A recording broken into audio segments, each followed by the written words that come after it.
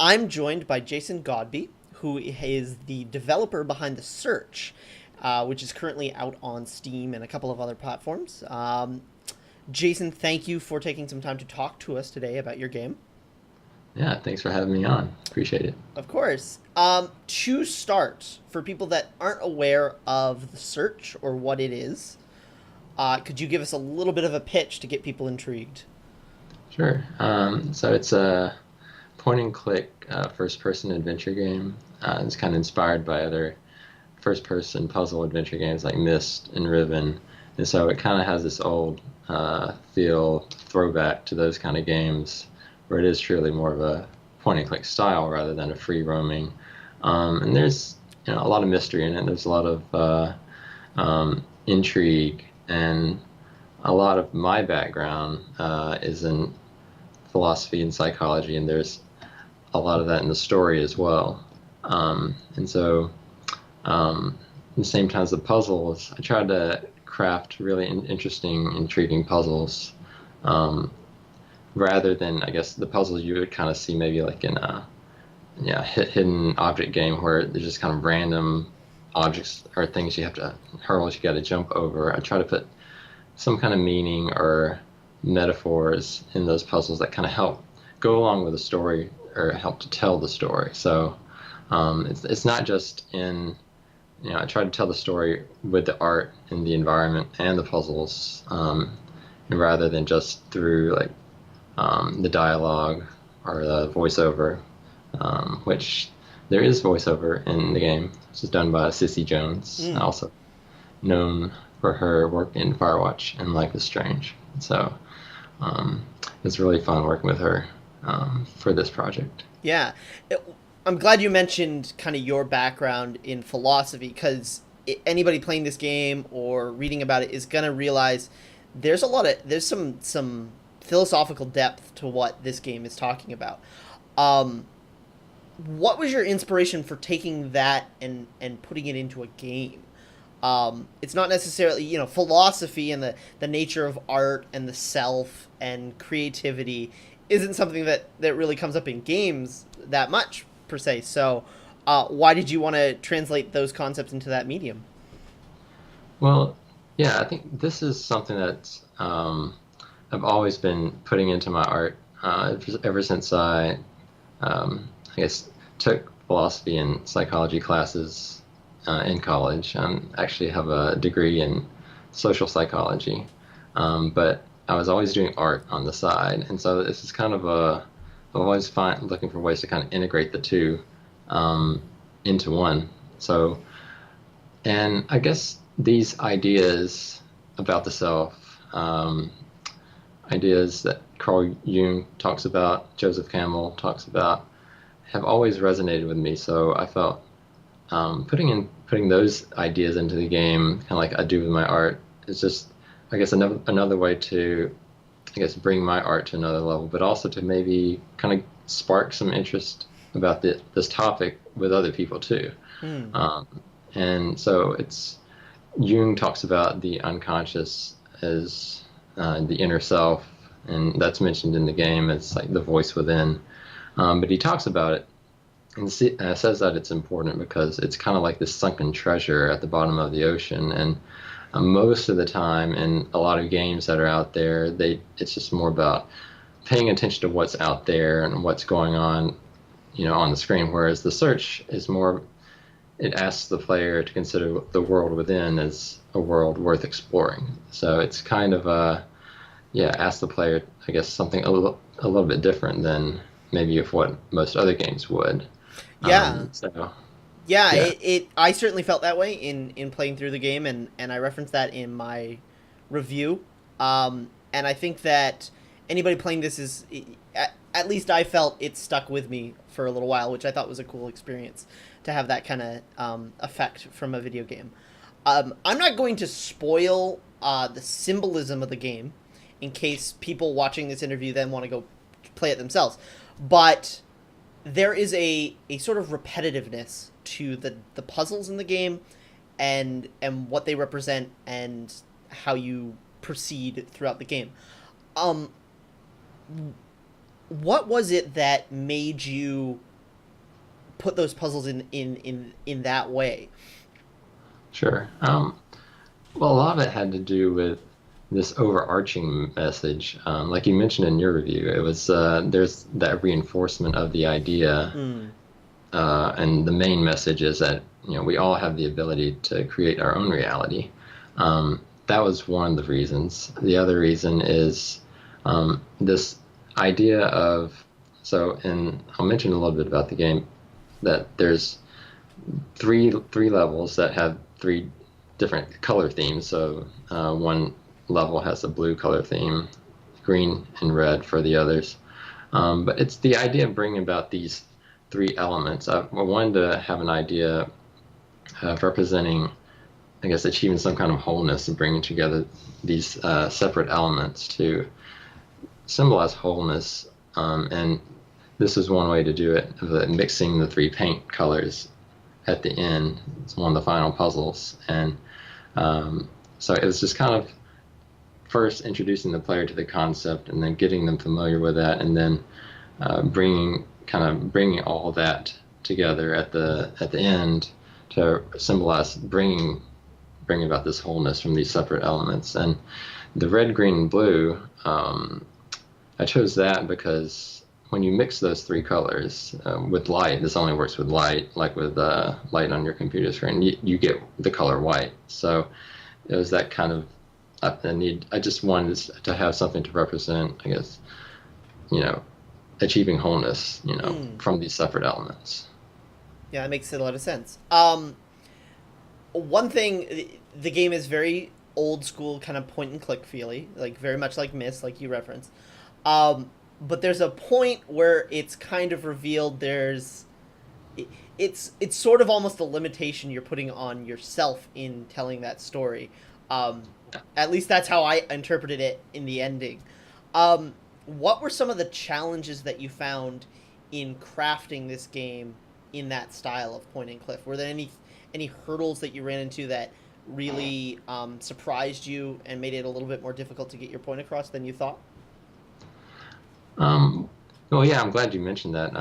That is kind of the 2D point and click style is, references the classic point and click games like Myst, but it also serves as a metaphor for something else. And yeah, I won't spoil it here, but yeah, it was a real challenge to do traditional point and click style, because it would have been so much easier to do a free roaming, kind of like pretty much every other game out there right now, because I had to render, every still frame has to be rendered out individually. So it's not like you can just, it's getting a little bit technical here, but when you build a level, you can just, bake the lights and you're pretty much done in maybe like an hour or two. But when you have the 2D, I guess, with this 2D point and click style, even though it's in the 3D environment, I still have to render them out as 2D images. So there's over 800 images in the game. And so in each image could take anywhere from 10 minutes to like 2 hours to render out. So I was constantly, having my computer running. Like I would go to bed, kick off a render, renders, and then, same thing when I go to my other job during the day, kick off a batch of renders and hopefully keep my fingers crossed, when I see it when I get home or when I wake up, then it's okay. There's nothing screwed up, but that would ruin my day if something was screwed up or if I forgot to unhide a layer with the trees on it. And that could ruin my day. But, luckily, I could just render off a batch of renders overnight. Or, I had a lot of time where, I wasn't on my computer. I could do that. But the problem, became, I guess, more of an issue with when I realized there was all this back and forth that I had to do with, it's like, okay, I have an idea, I try it out, and then turns out, it's not quite what I wanted, or it's not quite right, something wrong with it that isn't going to fit with this other part of the game. So then I'd have to go into the scene, rearrange things, and then do new render again. And so again, through that whole process of hoping that nothing gets screwed up, and so it's you don't get a whole lot of visual, I guess, quick feedback, with that process. And so I could have done it a little bit. There's other ways to do it where you're kind of using that free roam, I guess, capabilities, but you're restricting the player to move. But at the time, Unity wasn't really, I guess, the graphic capabilities weren't really as up to what my expectations with what I was trying to do. Because I was, another inspiration for the game and the kind of art I wanted to, have in the game was I'm a big fan of traditional painters like Edward Hopper and Johannes Vermeer. And the thing I love about their work is that when you look at their work, there's this feeling of this aliveness, this real vivid feeling of life when you look at their paintings. And I wanted to recreate that in the game. I mean, the amazing thing to me about their work is that, those are just still images, and, these are just still images. And I wanted to try to recreate, this feeling of life with just still images.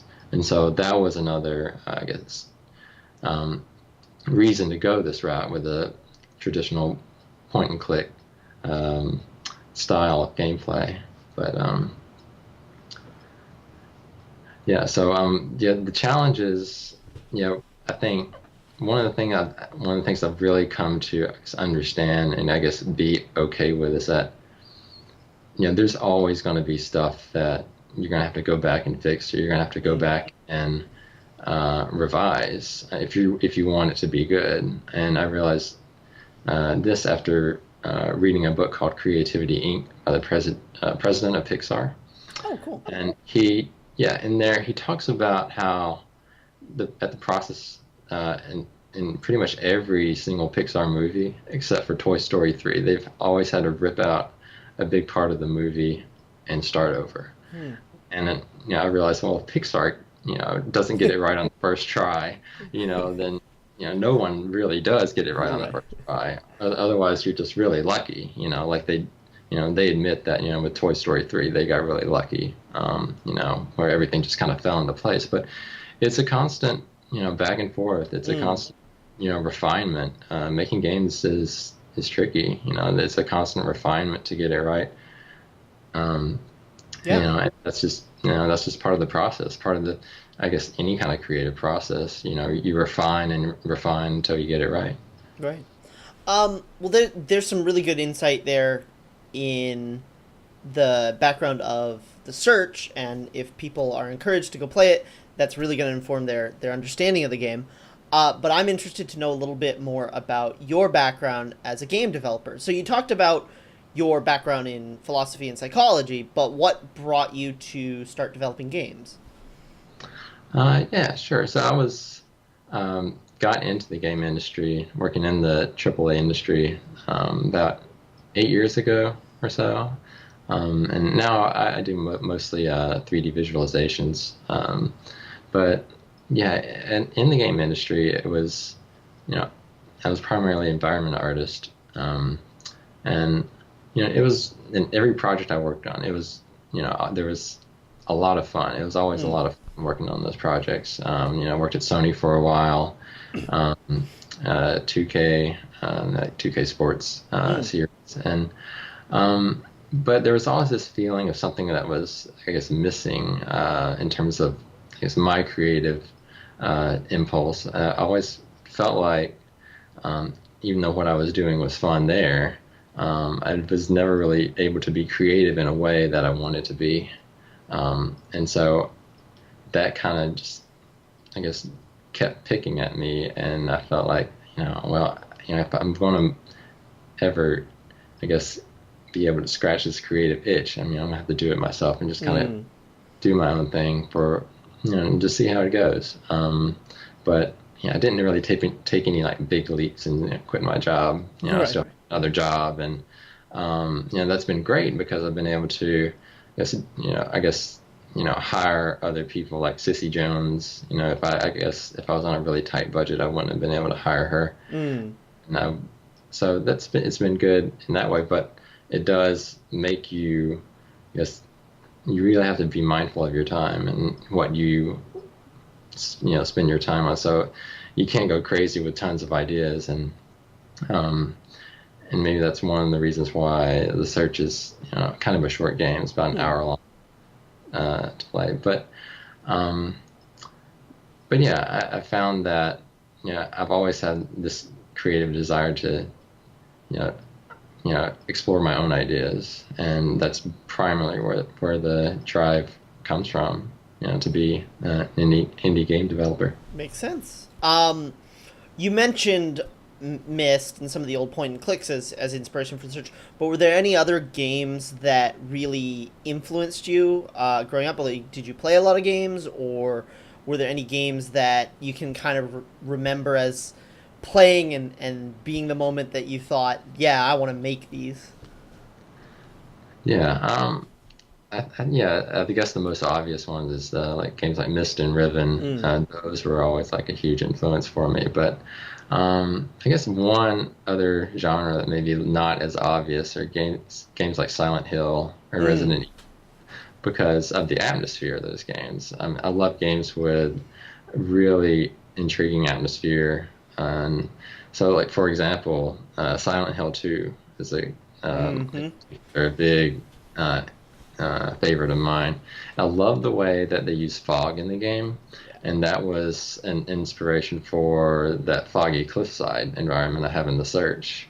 And so it's just the mood that the fog creates. And I'm talking more about the original version of Silent Hill 2.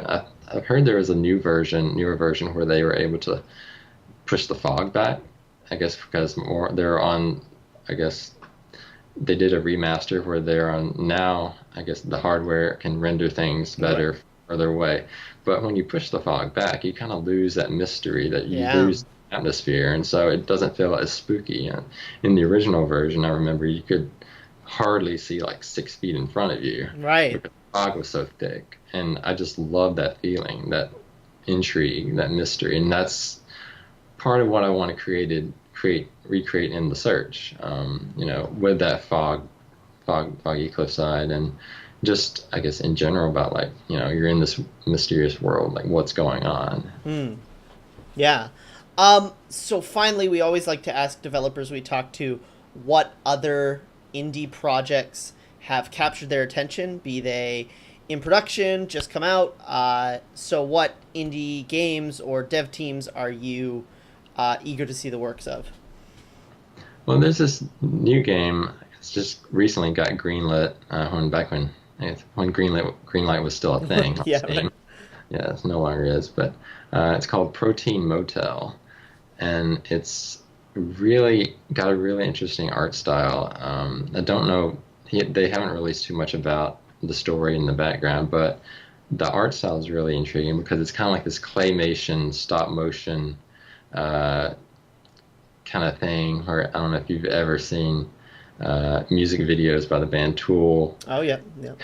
It's kind of like that. It has that kind of feel where it's really surreal, you're really just out there, and it just really has this kind of cool feel. It's like everything is molded by hand with clay, and so that's one I'm really excited to look out for. And yeah, I actually got in touch with the developer, and I said, hey, your game reminds me of a Tool video. He's like, well, yeah, that's one of my inspirations. Oh, well, there you go. Okay, I'm on board.